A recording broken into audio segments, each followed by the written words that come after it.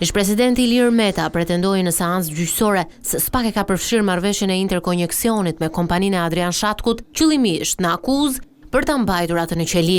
Ai hodhi akuza edhe ndaj ish-agjentit të inteligjencës amerikane Charles McGonigal, si të përfshirë në hetimet që prokuroria speciale ka kryer ndaj tij.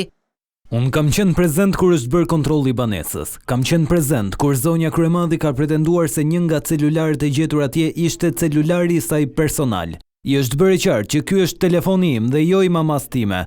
Dhe unë, deputetët e të tjerë, me sa mbaj mend, kanë rënë dakord që të shënohet në proces verbal. Herën e kaluar dëgjuam që gjykata është shprehur që të bëhet ekspertimi i telefonit të Fatime Kryemadhit, kur ai nuk është i saj.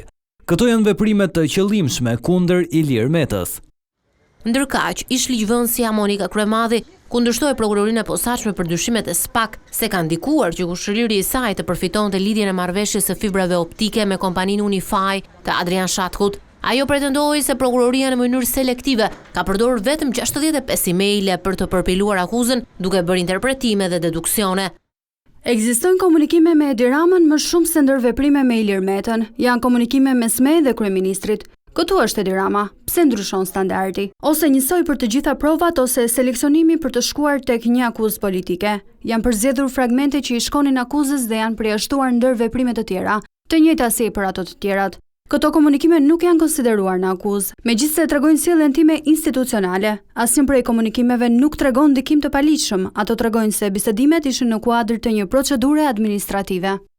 Ndërkaq, ish-bashkëshortët kanë kërkuar dëshminë e Adrian Shatkut, Edi Ramës, Edmond Haxhinastos, Milena Haritos, Elona Gurit, Piro Xhixhos, Ermal Topallit, Albana Shtyllës dhe Ema Çokut për episodin e marrëveshjes me kompaninë Unify.